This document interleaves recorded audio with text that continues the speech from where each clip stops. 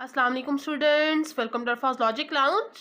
Hope all of you are doing well. हम discuss कर रहे थे कैलकुलस बाय एसएम यूसुफ का चैप्टर नंबर 10 एक्सरसाइज नंबर 10.2।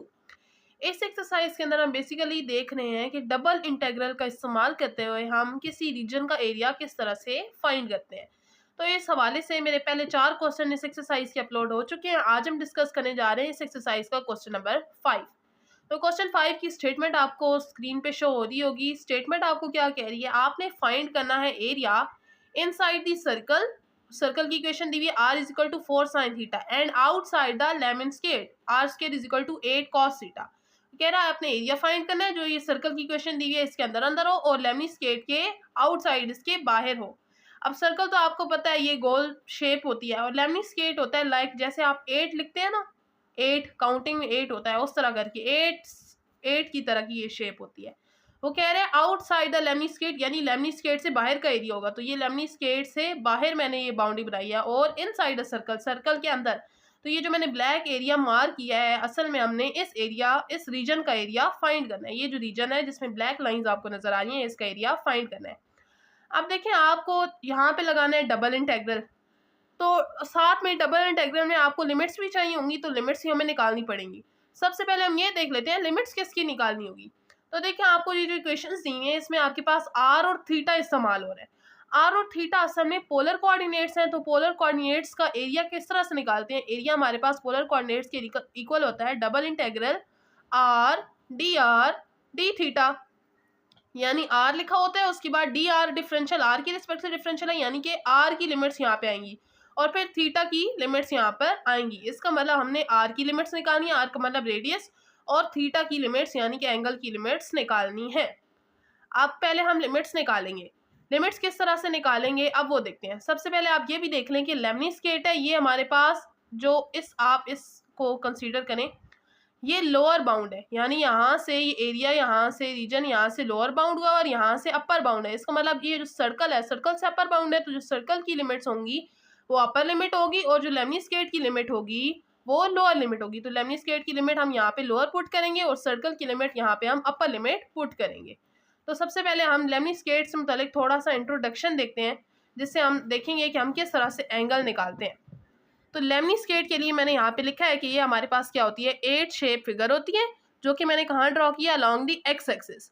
और आप ये बात नोट करें कि ये लेमनी स्केट सिर्फ तब एग्जिस्ट करेगी जब 8 cos थीटा का आंसर ग्रेटर देन 0 होगा, क्योंकि हमारे पास इक्वेशन दी है ये दी हुई है कि आर स्केयर इक्वल होता है 8 cos 2 थीटा के।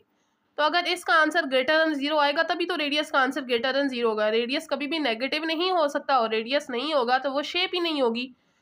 तो रेडियस का आंसर हमारे पास ग्रेटर देन 0 आना चाहिए। इसका मतलब 8 cos थीटा का आंसर जब ग्रेटर देन 0 आएगा तभी रेडियस का आंसर ग्रेटर देन 0 होएगा। तो cos 2 थीटा ग्रेटर देन 0 होने का मतलब है कि cos 2 थीटा को पॉजिटिव होना चाहिए। ग्रेटर देन 0 का यही मतलब होगा कि पॉजिटिव होना चाहिए। तो हम देख लेते हैं कि cos कहाँ पे पॉजिटिव होता है। तो cos असल में फर्स्ट और फोर्थ क्वाड्रेंट के अंदर हमारे पास पॉजिटिव होता है।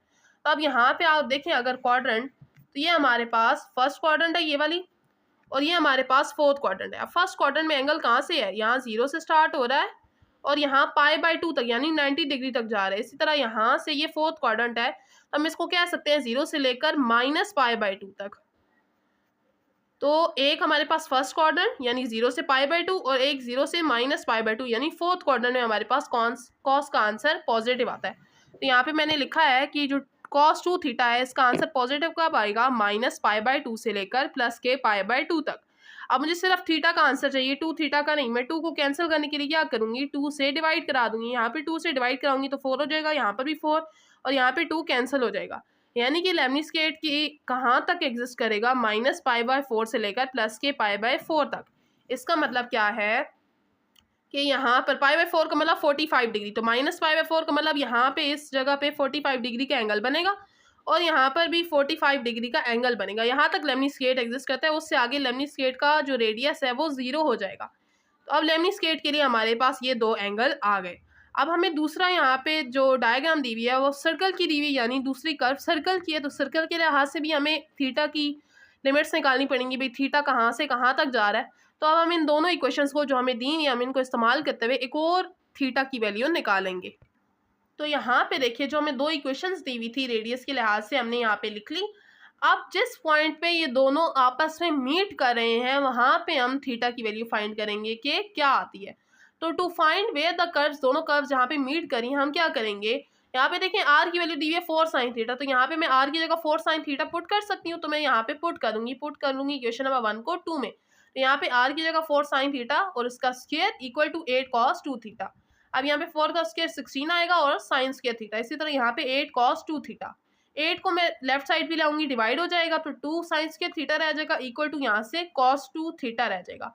अब उस लेफ्ट साइड पे हमारे पास साइन का फंक्शन चल रहा है, राइट साइड पे मैं साइन ले आती हूँ। आपको पता है cos 2 थीटा इक्वल होता है 1 माइनस 2 साइन स्क्वायर थीटा की, तो मैंने यहाँ पे पुट कर दिया। अब साइन स्क्वायर थीटा को लेफ्ट साइड पे ले जाऊंगी ताकि दोनों ऐड हो जाए। यहाँ पे 4 साइन स्क्वायर थीटा आ जाएगा। मुझे साइन की वैल्यू चाहिए, 4 आकर यहाँ डिवाइड हो जाएगा, ऊपर स्क्वायर है तो यहाँ पे स्क्वायर रूट अप्लाई करेंगे तो 1/2 आ जाएगा। यानी कि हमने वो एंगल थीटा फाइंड करना है, यहाँ पे थीटा की वो वाली वैल्यू जिसपे साइन आंसर करे 1/2। तो साइन आंसर 1/2 या फिर हम कह सकते हैं 0.5 कौन से एंगल पे करता है हमारे पास, वो 30 डिग्री या π/6 के एंगल पे आंसर 1/2 करता है। तो ये हमारे पास इंटरसेक्शन पॉइंट आ गया जहाँ पे सर्कल और लेमनिस्केट की कर्व्स आपस में मीट कर रही हैं। अब देखिए हमारे पास थीटा तो आ गया। अब यहाँ से हम रेडियस की इक्वेशंस को देखेंगे कि रेडियस किस तरह से कहाँ तक लिमिट जा रही है। अब जो आपके पास डायग्राम शो हो रही थी वो कुछ इस तरह से शो हो रही थी कि हमारे पास यहाँ पे लेमनिस्केट आ रहा था पॉजिटिव वाई एक्सिस और नेगेटिव वाई एक्सिस के दरमियान। यहाँ पे साइड पे सर्कल था और यहाँ पे ये रीजन था जिसका हमने एरिया फाइंड करना था। अब देखें अगर हम इस ऊपर वाले का एरिया फाइंड करें इस चीज़ का, आधे हाफ वाले सर्कल का, और उसी को फिर 2 से मल्टीप्लाई करा दे तो नीचे वाला एरिया भी आ जाएगा। तो मैंने वहाँ पर यही लिखा है क्योंकि जो शेप है वो सिमेट्रिक है, यानी दोनों तरफ एक जैसी है वाई एक्सिस में। तो हम कैलकुलेट करेंगे राइट हाफ, ये ऊपर वाला हाफ कैलकुलेट करेंगे। ऊपर वाला हाफ कहाँ से कहाँ तक है, यहाँ पे कर्व मीट करी होगी, π/6 एंगल होगा यहाँ पे, यहाँ से लेकर यहाँ पर π/4 तक। यहाँ पे π/4 आता जहाँ पे लेमनिस्केट खत्म हो रही थी और टोटल हमने सर्कल यहाँ तक जा रहे हैं यानी π/2 तक फाइंड करना है। तो हम क्या करेंगे, हम ऊपर वाले इस एरिया का, इस रीजन का एरिया कैलकुलेट करेंगे और फिर उसको 2 से मल्टीप्लाई करा देंगे तो नीचे वाले रीजन का एरिया आ जाएगा। तो मैंने वो चीज़ लिख ली। अब दूसरी बात कि हमारे पास π/6 वो वाला थीटा आया है, वो वाला एंगल आया है जिसपे ये दोनों कर्व्स आपस में मीट कर रही हैं और π/2 तक टोटल ये सर्कल का एरिया जा रहा है। लेकिन बीच में हमारे पास लेमनिस्केट के बारे में भी थीटा की लिमिट्स आई थी कि लेमनिस्केट -π/4 से लेकर +π/4 तक है। यानी इस वाले रीजन में ये जो आगे वाला इलाका है, रीजन है, यहाँ पे लेमनिस्केट एग्जिस्ट नहीं करता। तो उस लिहाज से हम क्या करेंगे, थीटा की लिमिट्स 2 दफ़ा डिवाइड हो जाएंगी, एक दफ़ा π/6 से लेकर π/4 तक और एक दफ़ा π/4 से लेकर π/2 तक। और उस लिहाज से हम आर की लिमिट्स को देख लेते हैं कि क्या आएंगी। जब π/4 से π/6 तक जाएगा तो वहाँ पे लेमनिस्केट भी एग्जिस्ट करता है और सर्कल भी एग्जिस्ट करता है। तो लेमनिस्केट की जो हमें इक्वेशन दी हुई है वो हमें दी हुई थी r² = 8 cos 2 थीटा। तो स्क्वायर खत्म करने के लिए दोनों तरफ स्क्वायर रूट ले लेंगे तो r की वैल्यू आ जाएगी √8 cos 2 थीटा। वहाँ से लेकर अपर बाउंड था सर्कल के साथ, तो सर्कल की लिमिट आ जाएगी 4 sin थीटा। यानी कि ये हमारे पास सर्कल था और अंदर यहाँ पे हमारे पास लेमनिस्केट थी, तो ये लेमनिस्केट लोअर लिमिट इसकी होगी और सर्कल की अपर लिमिट होगी। दूसरा हमारे पास वो एरिया आ रहा है जहाँ पे लेमनिस्केट एग्जिस्ट नहीं करती, यानी π/4 से लेकर π/2 तक। तो यहाँ पे क्योंकि लेमनिस्केट एग्जिस्ट नहीं कर रही इसलिए यहाँ पे क्या होगा, टोटल जो एरिया होगा वो सर्कल का एरिया होगा। तो हमारे पास यहाँ पे आर की लिमिट्स कहाँ से कहाँ तक आएंगी, लेमनिस्केट एग्जिस्ट ही नहीं करी तो लेमनिस्केट की लिमिट यहाँ पे 0 होगी और सर्कल का जो हमारे पास आर की लिमिट की दी हुई है वो है 4 sin थीटा। यानी कि अब हमारे पास डबल इंटेग्रल 2 दफ़ा होगा। पहली दफ़ा हम थीटा की लिमिट्स π/4 से π/6 तक, यानी π/6 से π/4 तक पुट करेंगे और आर की लिमिट्स ये दोनों। और दूसरा जब डबल इंटेग्रल बनाएंगे उसकी थीटा की लिमिट्स ये वाली होंगी और आर की लिमिट 0 से 4 sin थीटा तक होगी।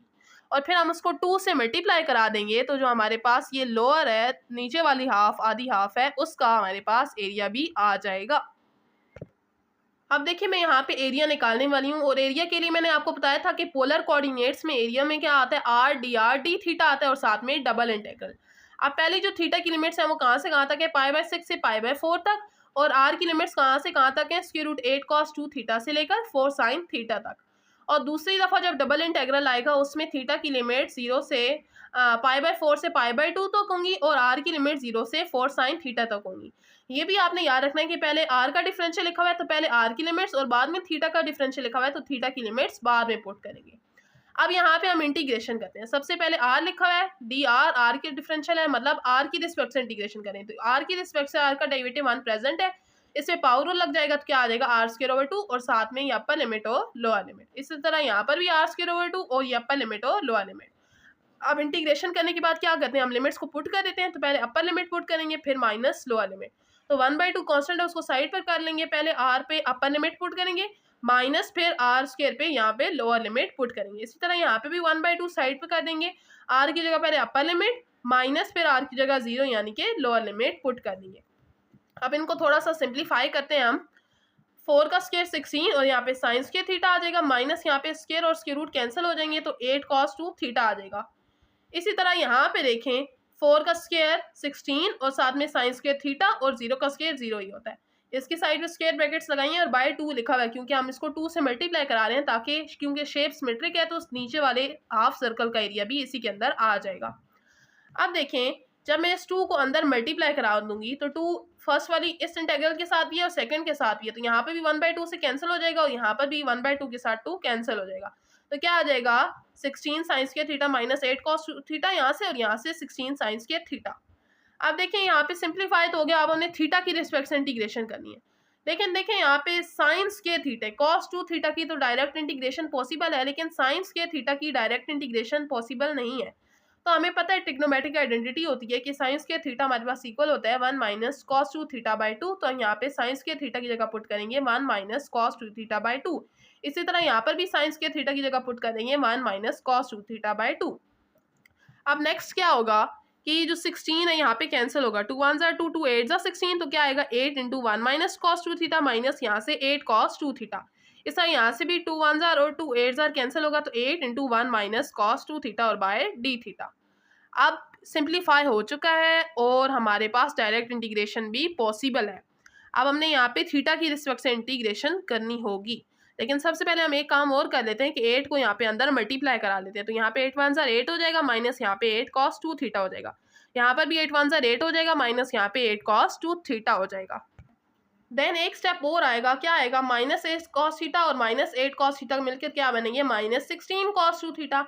अब ये हमारे पास सिंप्लीफाइड फॉर्म आ चुकी है, इंटीग्रेशन भी हो चुकी है, लिमिट्स भी पुट हो चुकी हैं और जितना क्वेश्चन सिंप्लीफाई हो चुका था वो भी हम कर चुके। अब थीटा की रिस्पेक्ट से इंटीग्रेशन करनी है तो 8 की थीटा की रिस्पेक्ट से इंटीग्रेशन थीटा माइनस 16 कांस्टेंट है वो as it is cos 2 theta की इंटीग्रेशन क्या होती है sin 2 थीटा बाई 2 हमने यहाँ पे लिख दी और साथ में π/4 से π/6 अपर लिमिट और लोअर लिमिट। यहाँ पर भी 8 की थीटा की रिस्पेक्ट से integration 8 theta minus 8 as it is cos 2 theta की इंटीग्रेशन क्या होती है sin 2 थीटा बाई 2 साथ में हमने लिमिट्स लिख दी। अब लिमिट्स बारी बारी हम पुट करेंगे, लेकिन एक काम और करेंगे कि यहाँ पे 2 1 2 2 8 16 कैंसिल हो जाएगा तो यहाँ पे 8 sin 2 थीटा आ जाएगा। इसी तरह यहाँ पे 2 1 2 2 4 तो यहाँ पे 4 sin 2 थीटा आ जाएगा। अब यहाँ पे हम पुट करते हैं लिमिट्स। पहले अपर लिमिट पुट करूंगी मैं, π/4 को यहाँ पे थीटा की जगह π/4, यहाँ पे भी थीटा की जगह π/4 मैंने पुट कर दिया माइनस अब लोअर लिमिट यानी कि π/6 पुट करूंगी, थीटा की जगह π/6 यहाँ पर भी थीटा की जगह π/6।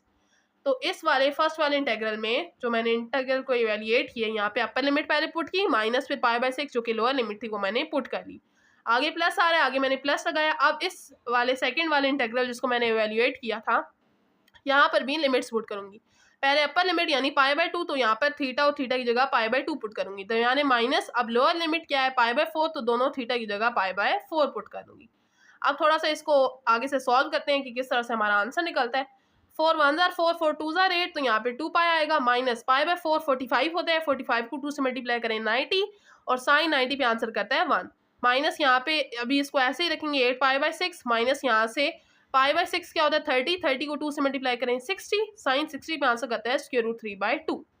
यहाँ पर भी कैंसिल हो जाएगा 2 1 2 4 4 पाई आएगा, यहाँ पे π/2 90 होता है, 90 को 2 से मल्टीप्लाई करें 180 साइन 180 पे आंसर 0 करते हैं माइनस यहाँ से कैंसिल 2 पाई, इधर से साइन π/4 45 होता है, 45 को 2 से मल्टीप्लाई करेंगे 90 साइन 90 पे आंसर करता है 1। अब ब्रैकेट्स को ओपन करते हैं, यहाँ पे आएगा 2 पाई माइनस यहाँ से 8, यहाँ पे ये माइनस और ये 2 3 और 2 4 तो 4 π/3 आएगा, ये भी माइनस माइनस प्लस हो जाएंगे 2 1 और 2 4 8 तो 4 स्क्वायर रूट 3 आएगा। प्लस यहाँ से 4 पाई, फिर -2 पाई, और ये माइनस माइनस मिलके प्लस हो जाएंगे तो प्लस का 4। अब ये 2 पाई और ये 2 पाई कैंसिल हो जाएंगे, बाकी सारी टर्म्स मैंने लिख दी। उसके बाद क्या होगा, -8 और +4 क्या आएगा, -4 प्लस 4√3 एज इट इज लिख दिया, और ये दोनों पाई वाली टर्म्स हैं, इनका आपस में एलसीएम ले लेंगे, क्या आ जाएगा 8 पाई/3, साथ में 4√3 -4। या आपकी बुक में इसी तरह से आंसर दिया हुआ था और हमारा आंसर इवेल्युएट हो चुका है। तो ये था क्वेश्चन नंबर 5। मिलते हैं नेक्स्ट लेक्चर में क्वेश्चन नंबर 6 के साथ। उम्मीद है लेक्चर पसंद आया होगा। वीडियो को लाजमी लाइक करें, चैनल पे नहीं हो तो सब्सक्राइब करें। अगर कोई क्वेश्चन है तो लाजमी कमेंट बॉक्स में पूछें। ओके स्टूडेंट्स, अल्लाह हाफिज़।